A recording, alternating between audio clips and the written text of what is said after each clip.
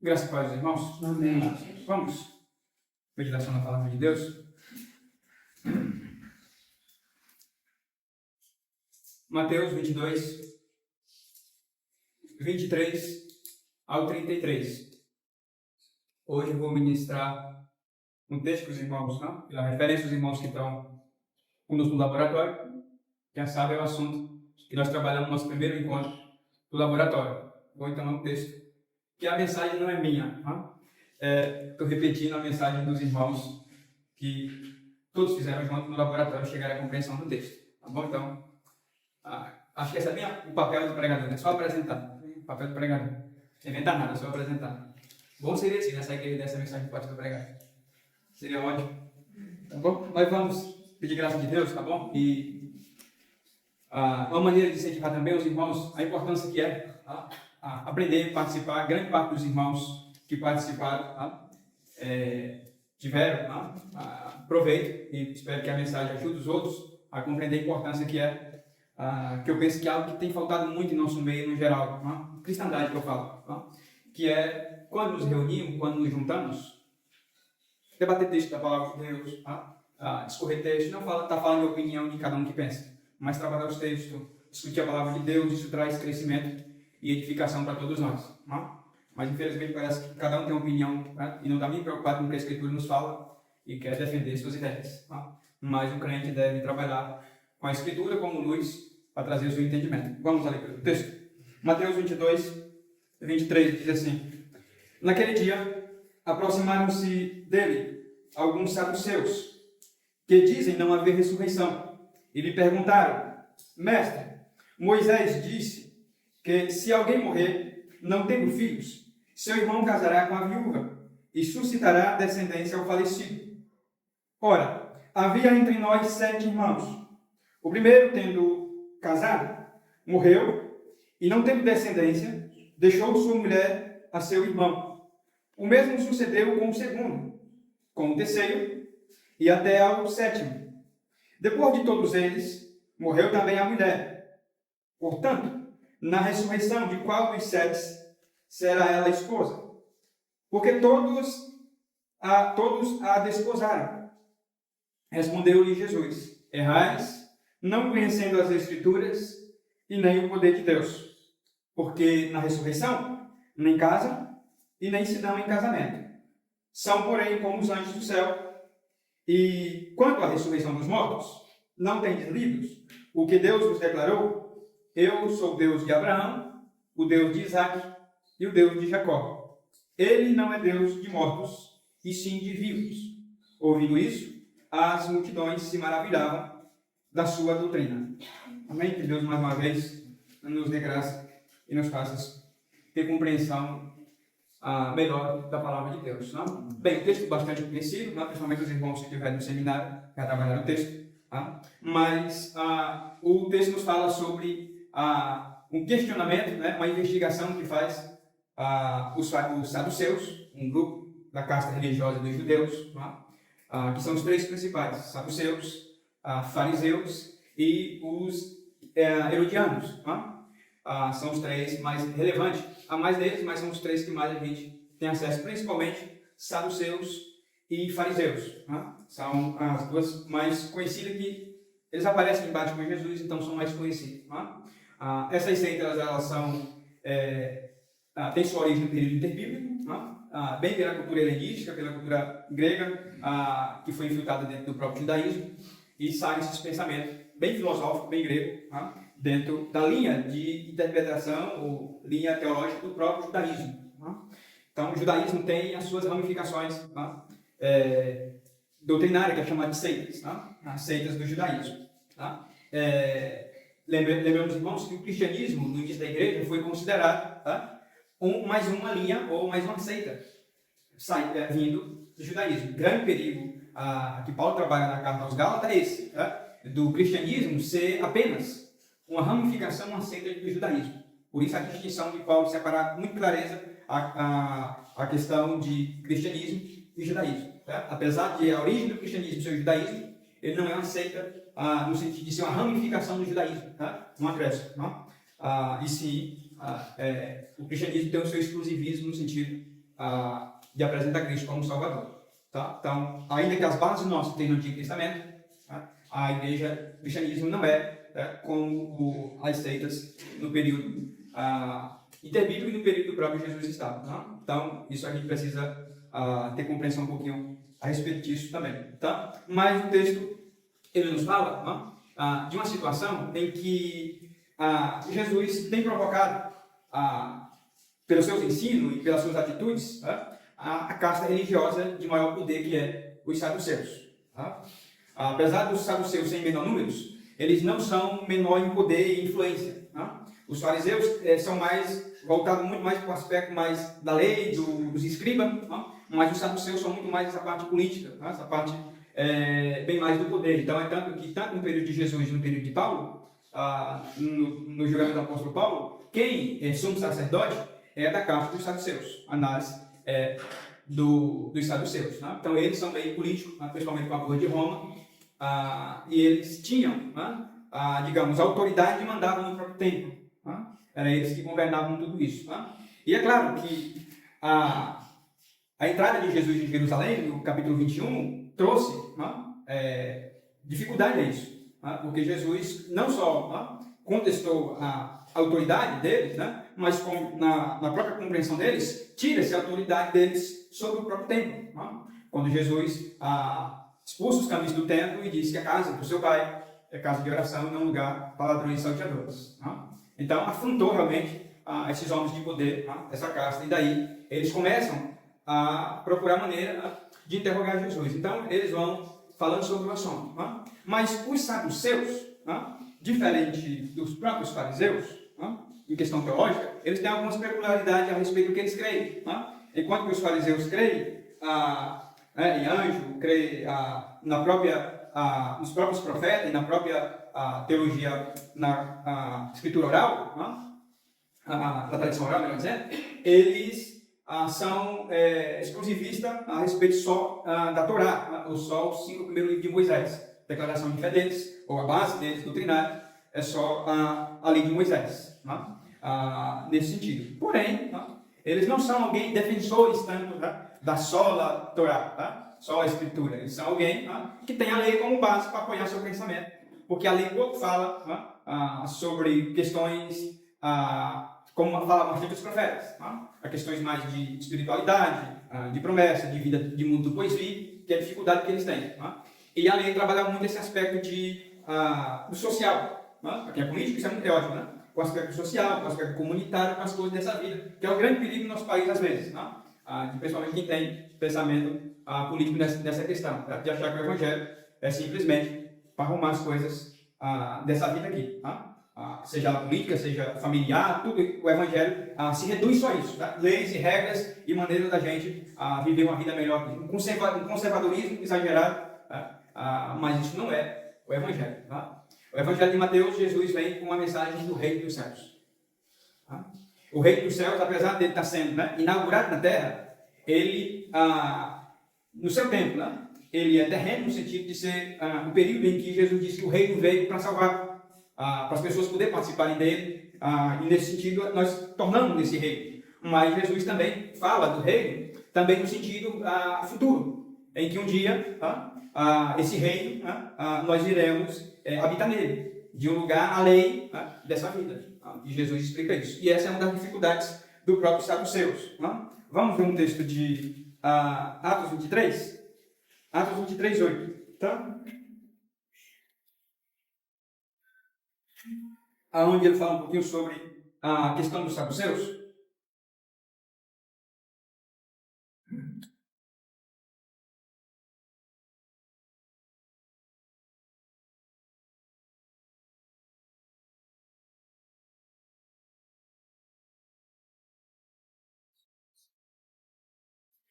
Diz assim o texto: pois os saduceus declaram, ou dizem, não haver ressurreição. Ou seja, eles não acreditam na ressurreição. Não acreditam em anjo, não acreditam em espírito, ao passo que os fariseus admitem todas essas coisas. No sentido mais pleno, os saduceus eles não acreditam não só na ressurreição, que é a ressurreição dos mortos, mas eles também não acreditavam na preservação, na continuidade da alma depois da morte. Né? A alma morria juntamente com o corpo quando morremos. Né? Então, logo eles não creem em juízo final, tá? E nem creem também na ideia de recompensa e castigo eterno. Eles trabalham num aspecto muito só na questão dessa vida. Tá? Então, os fariseus, de certa maneira, eles são aniquilacionistas. Tá? É claro, de duas pontas, né? Tem um aniquilacionismo de uma ponta só. Que é um pouco os próprios adventistas trabalham nesse campo. Tá? De que, depois de tudo, Deus aniquilará os ímpios, aniquilará e exterminar, deixará de existir. Tá? Então não haverá mais sofrimento, dor e tormenta nesse sentido. E esse pensamento, tá, dos fariseus, quando ele usa, né, a palavra que nós utilizamos para inferno, quando Jesus citava ela também pode ser traduzida como sepultura. Tá? E aí eles entendem que na sepultura cessa todas as coisas. O homem deixa de existir completamente. Então toda a esperança deles a respeito da própria Bíblia é só naquilo que corresponde a essa vida. Eles não veem a vida após a morte, não compreendem a vida após a morte. Tá? E aí não creem assim.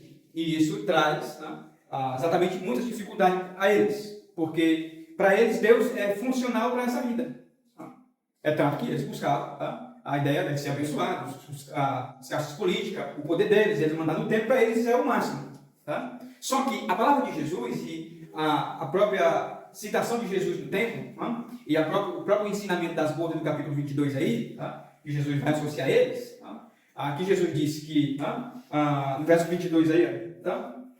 No capítulo 22, eu vou ler só o verso 12. Não?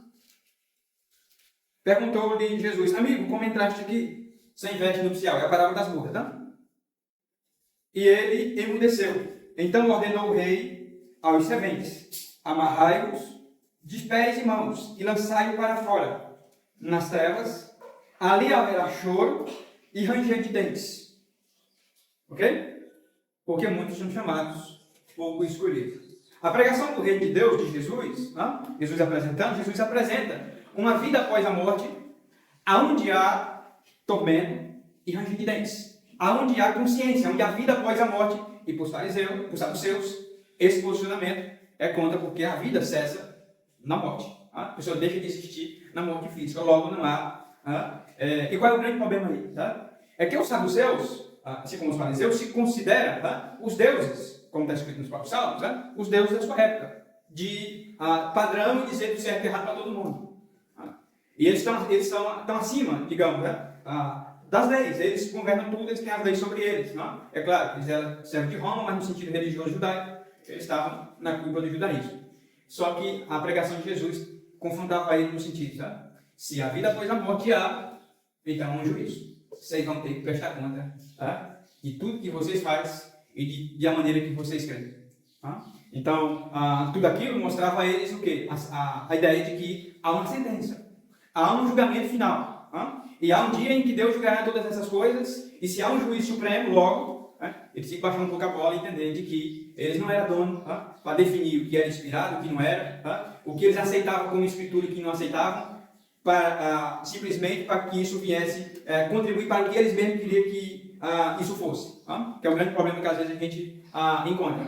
As pessoas têm as escrituras como palavra de Deus, só aquilo que lhe é agradável, aquilo que é conveniente.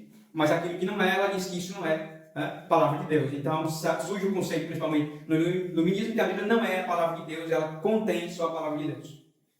Ou seja, aquilo que eu entendo, compreendo e serve para mim é a palavra de Deus. Mas aquilo que eu tenho dificuldade de compreender ou me confronta, esse não é a palavra de Deus, é só um registro humano, então não deve ser atendido. 1 Timóteo diz que todas as escrituras é inspirada por Deus, é proveitosa para corrigir, para exortar, para redarguir o homem em toda a justiça de Deus. Toda a escritura divinamente inspirada. Nós não podemos sair desse conceito de palavra de Deus. Se cremos que a Bíblia é a palavra de Deus, é toda. Tá? De Gênesis a Apocalipse. Nós podemos estar interpretando ela errada, que é o contexto que nós vamos trabalhar aqui. Mas nós não podemos caracterizar que ela é a palavra de Deus. Se ela é a palavra de Deus ela tem autoridade suprema. Não podemos colocar o nosso pensamento nela. Precisamos extrair dela o pensamento que a própria Escritura traz e nos revela tanto sobre Deus como sobre a nossa própria vida. Mas Então, eles utilizam, e aqui eu estou trabalhando um pouco a motivação. Tá? A motivação deles, além de Jesus, tirar aquilo que é a base deles do próprio templo, se caracterizar isso, Jesus confronta eles a respeito de que há um juízo, há uma sentença final, há um julgamento eterno, e eles não creem realmente assim. Eles creem que se você conseguir passar essa vida e se der bem, amém. Essa vida é o que importa. A parábola do rico e do Lázaro é um pouco isso, tá? Está no contexto de Lucas, mas é um pouco isso, tá? Do rico, esplêndido, muito representando essa própria questão do próprio saduceu, que não tinha falta nenhuma, certo? Que estava plêndido, que dominava sobre tudo, mas a Bíblia diz que quando ele morreu, muda todo o destino. Enquanto Lázaro está aqui sofrendo, passando dificuldade, e o rico está esplêndido, e terminou sua vida, como eu costumo dizer, o texto mais perigoso, um dos mais perigosos da Bíblia, que eu acho, porque não tem correção, não tem ninguém dizendo que ele caminha errado, o texto não mostra isso, só diz que ele viveu pleno, feliz, abençoado por Deus, em outro contexto, e prosperou, foi bem, e um dia ele acordou do outro lado, e lá teve diferença. Um acordou com um destino, e outro com outro destino totalmente diferente. E é isso que Jesus mostra no seu ensino, exatamente essa questão que há vida após a morte, e se a vida após a morte ela existe, então há um juízo, há recompensas de obras, há julgamento do que fazemos e do que não fazemos do outro lado. A vida não se resume aqui, como algumas vezes dizem, o que alguém, na boca de crente, o que alguém faz aqui, vai pagar aqui. Desculpe, você não entende ainda o que é evangelho. Quem disse isso? Nós não somos. É claro que algumas coisas que as pessoas fazem, às vezes vem algum tipo de castigo, se podemos falar isso, sobre ela, mas isso não é pagamento, irmão. O pagamento para os nossos pecados está aqui. Pranto, ranger de dente, o bicho que nunca morre. E o pagamento, não o pagamento, mas é o resultado do nosso pecado final. Lá que está, de todos. Exceto, em exceção, os que creem em Cristo. Do contrário, todos estamos nessa condição. Então, quando a gente às vezes acha, tipo assim, Deus fez justiça sobre uma situação, não, é nossa visão humana. A justiça de Deus vai muito além disso. Ela está no sentido, quando a Bíblia diz que Deus julgará todas as coisas, não deixará nada impune, é nesse contexto. De juízo eterno, de juízo final, que alguém aqui pode até terminar a vida em prejuízo e alguém morrer em vantagem, mas lá isso será equilibrado essa balança. E é isso que a gente às vezes desconsidera. Por quê? Somos terreno demais. Só vemos as coisas como as pessoas veem aqui. E esse é o grande perigo, principalmente dos saduceus.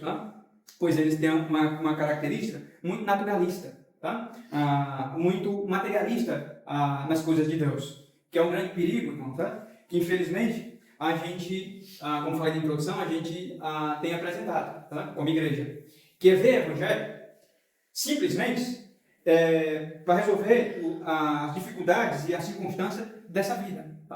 Então o evangelho ele é para arrumar o casamento, o evangelho é para arrumar a pessoa que está nas drogas, o evangelho é para tirar a pessoa da prostituição, o evangelho é para isso, nesse contexto apenas.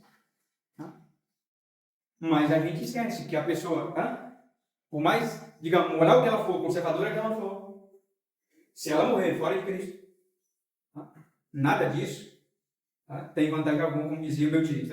É a mesma coisa de alguém estar cheio de ouro e morrer perdido no mato. Se perdeu junto com o ouro. Não tem valor nenhum que ele tinha. O ouro dele não valeu nada na condição de perdido. É assim. E a gente às vezes esquece de que o Evangelho, ele, principalmente a perspectiva dele é de eternidade. De vida após a morte, como diz Jesus. Alguém que quer vir para o reino, abandona essa vida aqui. Perde essa daqui. Para ganhar qual? A outra. Mas os saduceus compreendem as coisas somente naturalistas, as coisas dessa vida. E isso traz prejuízo muito sobre eles. Então eles utilizam de uma lei do Antigo Testamento exatamente para tentar ridicularizar o próprio Jesus no seu ensinamento. Então, quando eles se sentem confrontados sobre o que Jesus fala, aí eles vão falar aí no verso 23, diz, eles não acreditam na ressurreição, o texto destaca isso. Ele perguntaram, aí eles utilizam aí a lei, Moisés, mestre, Moisés disse que se alguém morrer não tendo filhos, seu irmão casará com uma viúva e suscitará descendência ao falecido. Ora, havia entre nós 7 irmãos. O primeiro, tendo casado, morreu, e não tendo descendência, deixou sua mulher a seu irmão. O mesmo sucedeu com o segundo, com o terceiro e até ao 7º. Depois de todos eles, morreu também a mulher. Portanto, na ressurreição, de qual dos 7 ela será esposa? Porque todos a desposaram. Bem, ele não querendo saber de quem a mulher vai ser, quem vai ser o marido dela do outro lado. Tá? Se é 1 e se é 7. Né? Porque na hipótese dele, acho que ela ia matar os maridos. Né? Que parece bastante. Mas a grande questão é que eles utilizam aí, né, no verso 28, o portanto aí é a ideia, né, de uma conclusão adversativa exatamente para trazer uma conclusão sobre... Ele faz uma conclusão para depois fazer uma pergunta retórica, porque na verdade ele já tem a resposta.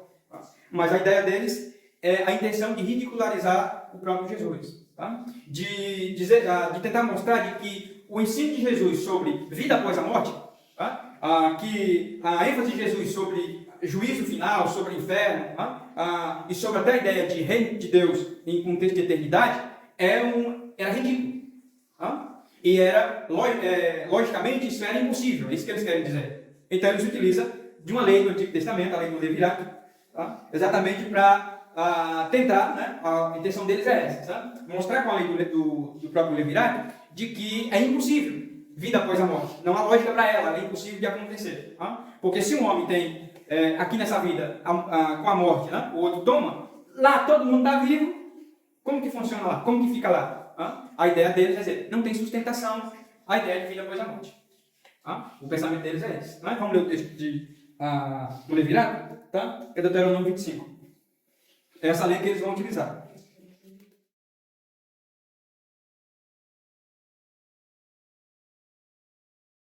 Cinco ao 10, tá?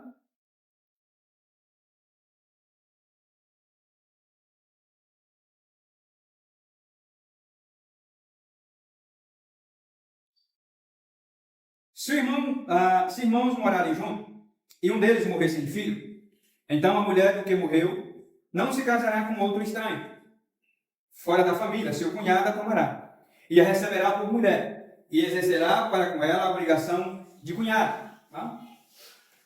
O primogênito que ela lhe der será sucessor do nome do seu irmão falecido, para que o nome deste não se apague em Israel. Ok? Então, a lei do Levirato, ou a lei do cunhado, né, ela tinha esse objetivo, né, de trazer, tanto preservar a herança do clã, da família, como também uma maneira de amparar a viúva, né, de que a viúva tivesse alguém que cuidasse dela, que na morte do marido ela não ficasse desamparada. Né? Ela tem esse objetivo, foi criada, né, com esse objetivo. Ela não é criada, né, que eu acho que os irmãos precisam compreender um pouquinho também sobre isso. Né? Lembrando que a lei do Levirato, ela não é uma lei, digamos, exclusiva do judaísmo. Tá? É uma lei da cultura do próprio mundo antigo, que foi copiada, tá? Adaptada na própria lei de Moisés, mas que ela já existia antes da lei. Tá? Já era da cultura patriarcal, isso já era observado em toda a Bíblia, tá? Em todo o mundo antigo da época. Tá? Quer ver um texto sobre isso? Gênesis. Aonde que aparece Gênesis aplicando essa lei? Gênesis 38.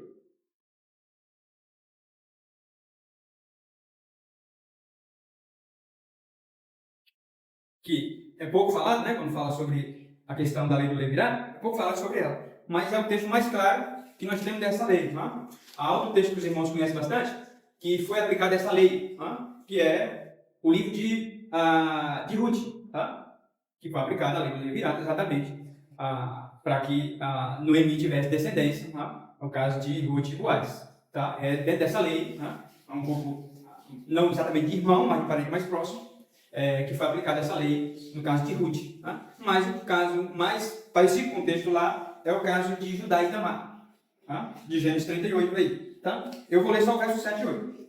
Tá? O verso 7. Porém, o primogênito de Judá era perverso perante o Senhor, pelo que o Senhor fez morrer, ou matou. Então disse Judá a Onã, seu irmão, tá? Por sua mulher de teu irmão, cumpre o levirato, e suscitará descendência a teu irmão. Sabia, porém, Onã que o filho não seria tido por ser seu, E todas as vezes que possuía a mulher, seu irmão deixava o sêmen cair na terra, para não dar descendência a seu irmão. Isso, porém, que fazia, era mal perante o Senhor, pelo que também o Senhor fez com que esse morresse. Então disse Judá a Tamar, sua nora: permaneça viúva em casa de teu pai, até que Selá, meu filho, que era o mais novo, venha a ser homem. Pois disse, para que não morra também este, como seus irmãos. Assim Tamar se foi, passando a residir em casa de seu pai. Tá? Bem, o texto de consequência não nos ajuda, porque vai falar sobre a questão de Tamar e Judá exclusivamente. Tá? Mas aqui você tem um caso de que é usado o costume, tá, do levirato. Aqui nós estamos no texto dentro da lei de Moisés, tá? Antes da lei, patriarca. Aqui era costume já deles, de que, para preservar tanto o clã da família como a herança, tá? E dar descendência ao irmão falecido. Então aqui você tem um caso bem claro, bem parecido sobre essa condição, tá? Da lei ser utilizada para isso. E aí os saduceus, lá no texto, pegam essa lei e faz a comparação lógica, tá? Racional lógica. Humanamente falando, eles são muito naturalistas, tá? E tudo ele na base da lógica. E aí, ele diz se, tá? O se deles aí é hipotético, tá? O caso é hipotético sobre a mulher, mas também a ideia da ressurreição para eles também é. E aí ele diz, se há ressurreição, se há tudo isso, vida após a morte, juízo, se há tudo isso, então nos explica como que fica, nesse caso. A mulher teve 7 maridos, morreu todos os 7, ela morreu por 8, como que fica? Tá? Estava concluída a argumentação dele. Tá? A ideia deles era mostrar, olha, é ridículo a ideia de vida após a morte. É ridículo isso. Tá? Não tem apoio, não tem como sustentar. É insustentável esse ensinamento de Jesus. Tá? E aí, eles utilizam dessa lei exatamente para utilizá-la contra o próprio Jesus. Tá? Aí vem o verso, aí, né, o versículo-chave do texto, que é o verso 29, né? Respondeu-lhe então Jesus: errais, não conhecendo as Escrituras e nem o poder de Deus. Aí consiste o vosso erro, né? Em outra tradução, né? No fato de vocês não ter conhecimento das Escrituras e nem do poder de Deus. Aí que traz, né, na resposta de Jesus, a resposta confrontando aquilo que eles mesmos tinham falado. Tá? E isso traz, de alguma maneira, né, um esclarecimento, né, para todos que estavam ali, né, que ele não era muito popular, né, com o povo, mas traz clareza para aqueles que talvez estivessem mais duvidosos em relação ao assunto. Né?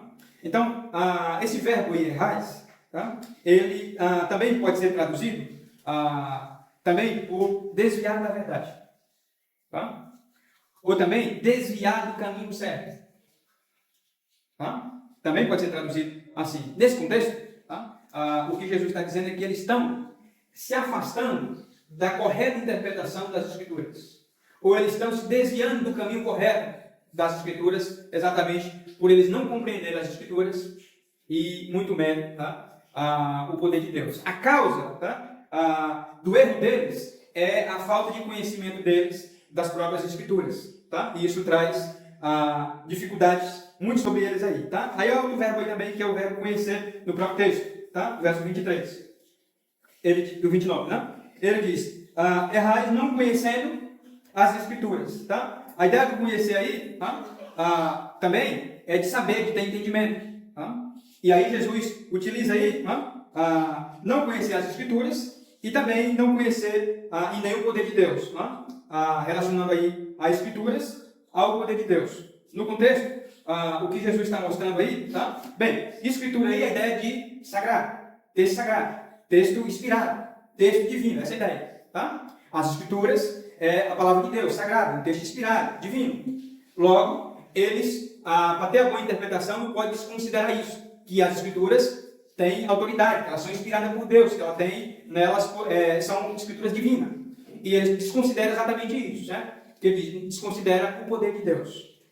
Tá? Aí no texto é dunamis, aquele mesmo texto que aparece em Atos dos Apóstolos na descida do Espírito Santo. E isso faz com que eles desconsiderem, na sua interpretação das Escrituras, que as Escrituras é um livro sagrado, no sentido de ser um livro inspirado, tá? Um livro divino, e que ele precisa do próprio Espírito Santo, do próprio poder de Deus para ter a compreensão do próprio texto da palavra de Deus. Tá? Uma característica deles é ser naturalista, tá? Que é bem o conceito que nós temos hoje, que é a ideia do intelectualismo, do racional. Tá? Em outras palavras, o que Jesus mostra aqui é que eles são muito nessa condição. Olha para as Escrituras, interpreta ela muito pelo intelecto, muito pela própria compreensão racional das coisas, o silogismo deles. Né? A razão, tudo para eles tinha que ter um silogismo, uma razão. E eles esquecem que as Escrituras é muito além disso. Tá? A palavra de Deus está muito além do que a nossa própria compreensão racional entende sobre ela. Nós estamos vivendo muito esse perigo nos últimos tempos. Tá? Há um erro nosso a respeito das Escrituras, exatamente desconsiderar essa questão mais espiritual da própria palavra de Deus. Tá? Nós queremos, às vezes, as pessoas querem falar da palavra de Deus, querem opinar sobre ela, mas desconsiderando isso, tá? Que as Escrituras têm nelas em si. Tá? Na própria Escritura, essa característica da inspiração. Tá? E que nela tem verdades espirituais, além daquelas, tá? Além da nossa compreensão intelectual, racional, natural. Precisamos ser iluminados por Deus para poder compreender o que a própria Escritura nos diz. Tá? O Espírito Santo ele é o autor, mas ele também é o ensinador, o professor das próprias Escrituras para nossas vidas. Tá? Descaracterizar isso é um grande erro que nós cometemos. Tá? E no caso eles cometem aqui, Jesus disse que esses são o erro deles em si, tá? Principalmente. Então, aí o poder de Deus, eles têm, Jesus disse que esse é o erro deles, porque eles viam as Escrituras apenas de maneira como Paulo diz, pela letra. Viam apenas a questão terrena no próprio texto, esquecia de ver aquilo que é o aspecto mais espiritual da própria Escritura. Eles não conseguiam ver assim. Então, a interpretação deles, por ser naturalista, desconsidera aquilo que Paulo não desconsidera.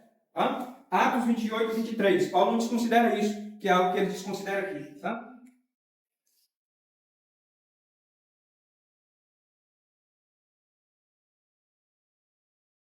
Atos 28 e 23.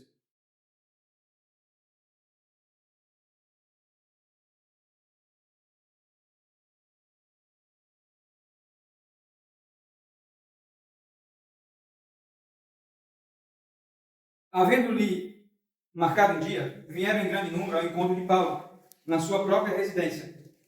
Então, desde a manhã até a tarde, lhe fez uma exposição, um testemunho do reino de Deus, procurando persuadi-los a respeito de Jesus, tanto pela lei de Moisés, como pelos profetas. Houve alguns que ficaram persuadidos pelo que ele dizia. Outros, porém, continuaram incrédulos.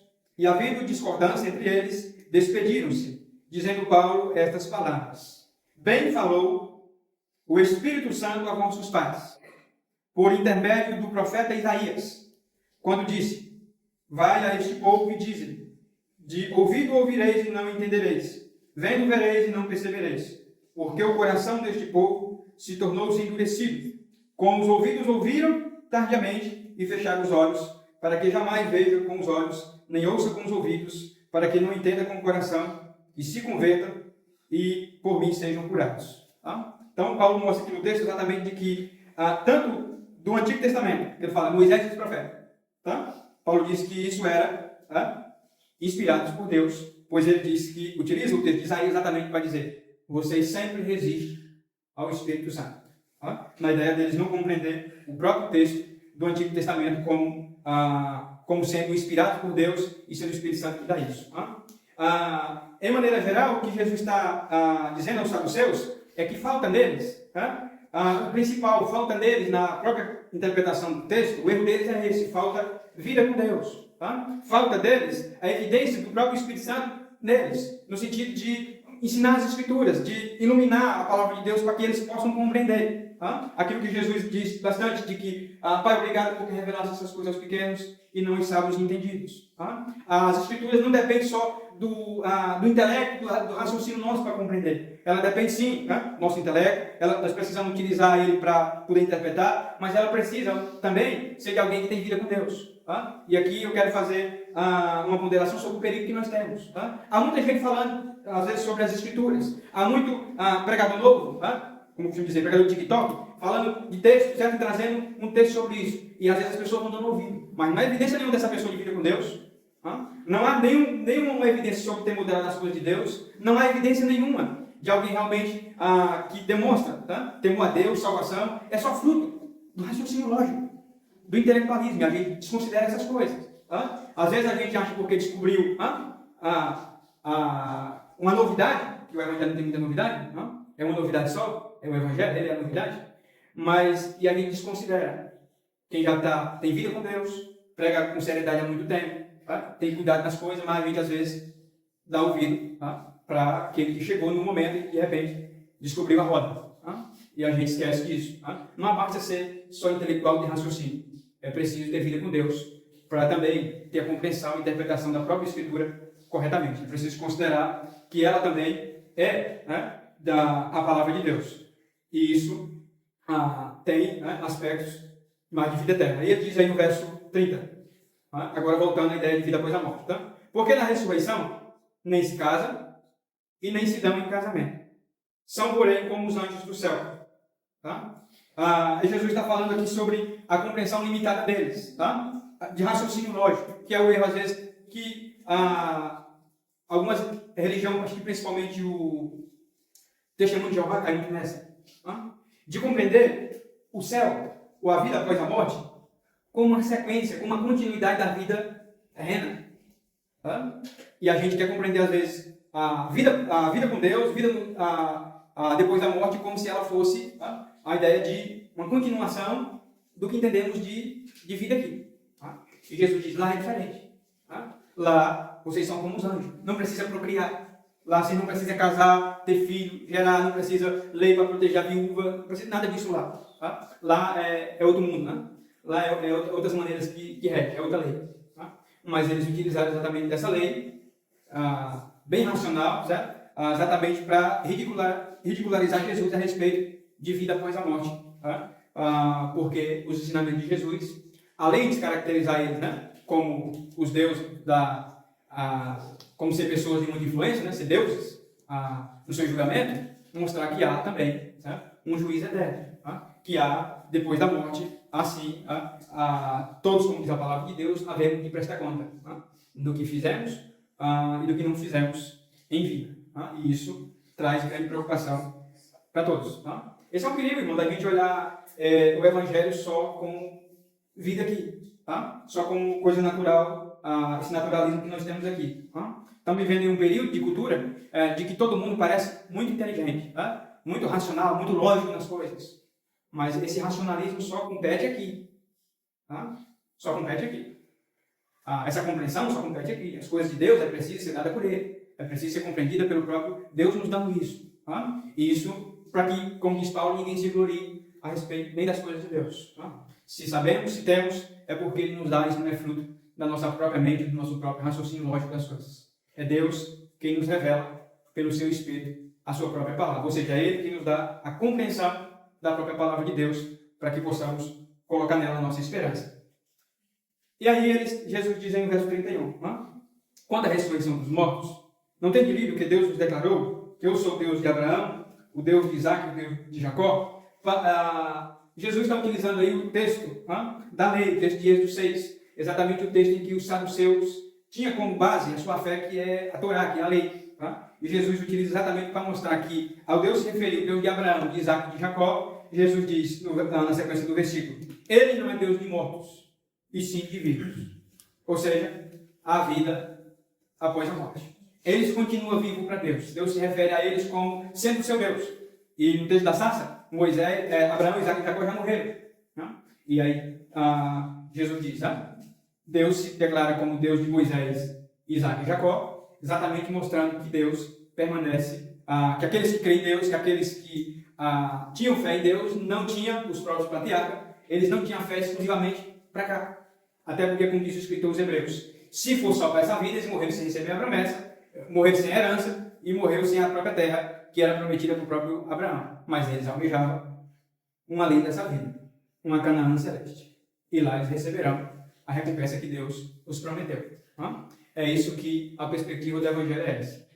De nós entendermos de que a vida no Evangelho ela vai muito além das perspectivas que nós temos aqui, das coisas daqui. Tá? Então, o que Jesus mostra é que há dois erros, que há um erro gravíssimo, tá? Nos saduceus, exatamente nessa condição. Tá?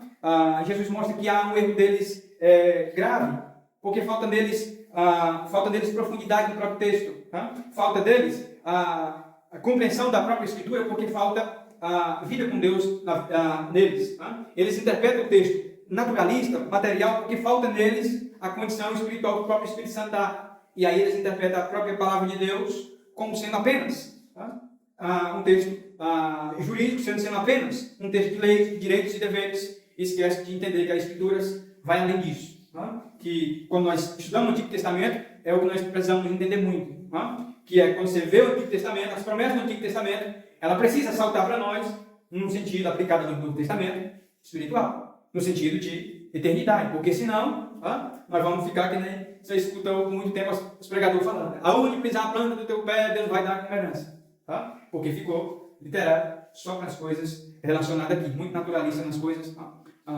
e isso traz prejuízo muito grave nas nossas vidas. Em suma, irmão, o que o texto nos mostra é que a vida com Deus, a compreensão das Escrituras, ela precisa, não pode estar desvinculada com o que nós conhecemos do próprio Deus. Interpretar a Escritura requer dependência do próprio Deus para isso. Dependência para isso não é simplesmente ter um aspecto tão filosófico como eles queriam, ou interpretavam a Escritura. Nós também vivemos assim, irmão, em que o homem diz que tem que atualizar a Bíblia porque não corresponde com o padrão que as pessoas querem, em que igrejas que querem crescer e ser cheia diz que nós temos que adaptar, estou falando da forma de falar, mas o conceito, a própria doutrina, mudar a doutrina porque ela é ultrapassada e ela não alcança mais as pessoas, precisa mudar a forma de aplicar o Evangelho porque isso já é antiquado e as pessoas não vão mais crer nisso. A gente tem conceitos como esse. Quem pensa assim, nós estamos descrendo de quê? No poder das Escrituras para poder convencer as pessoas da sua própria condição. Nós cremos, como diz Paulo, nesse Evangelho, que é poderoso para salvar qualquer um que Deus quiser através dele. Esse Evangelho pode salvar, seja quem for, qualquer pessoa, desde que nós pregamos ele fielmente. Não é ultrapassado, não mudou, continua sendo o mesmo. E ele tem o poder de Deus nele. Essas Escrituras, elas são o poder de Deus para salvar qualquer pessoa. Qualquer um. É poderosa para isso. Mas às vezes nós estamos mais preocupados em argumentos, que seja lógico, que a pessoa que está ouvindo possa aceitar, porque achamos que o Evangelho ela está no século XXI.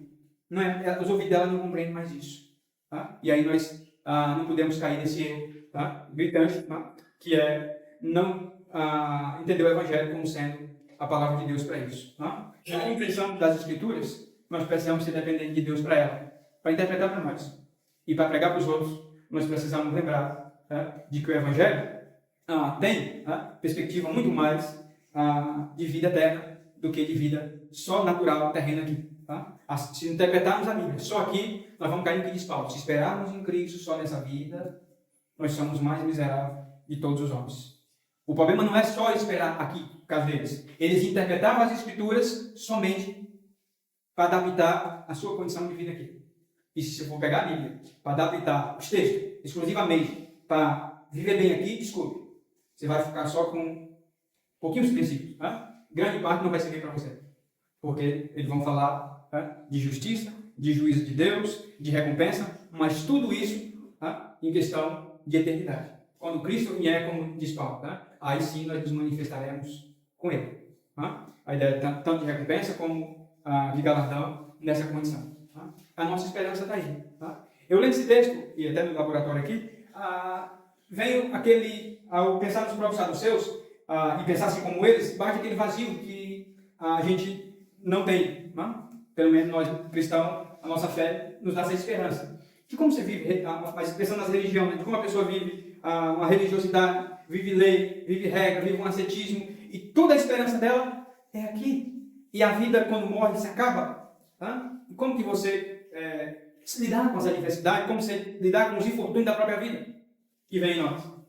Por isso, só o Evangelho tem essa resposta que nenhum pode dar. Como falei na sala do pastor, do Espiritismo, que fala de que depois você volta de novo e reencarna para a vida.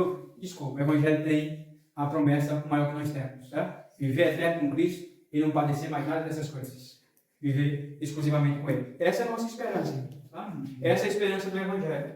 Não sejamos racionalistas ao ponto de descaracterizar a própria palavra de Deus no sentido de que a grande promessa do Evangelho é para quando nós estivermos em Cristo. Com Cristo, melhor dizendo, em glória. Tá? Vivendo com Ele. Essa é o que nós não podemos esquecer. Tá? Os saduceus tropeçaram aqui e ao eles tentar ridicularizar Jesus com essa pergunta deles, tá? A respeito da própria lei, eles foram, né? Jesus denuncia a raiz do seu erro. E a raiz do seu erro é a falta de conhecimento das Escrituras, desconsiderando elas como palavra inspirada de Deus. Última fala minha. Cuidado para quando você pegar o texto da Bíblia, você não começa a dizer, a Bíblia diz assim, mas eu penso assim, diferente. Eu vejo assim, dessa maneira, eu não entendo assim. Desculpe. Tá? Põe teu raciocínio para lá e fica com a Bíblia que você faz o melhor caminho. Deus abençoe em nome de Jesus.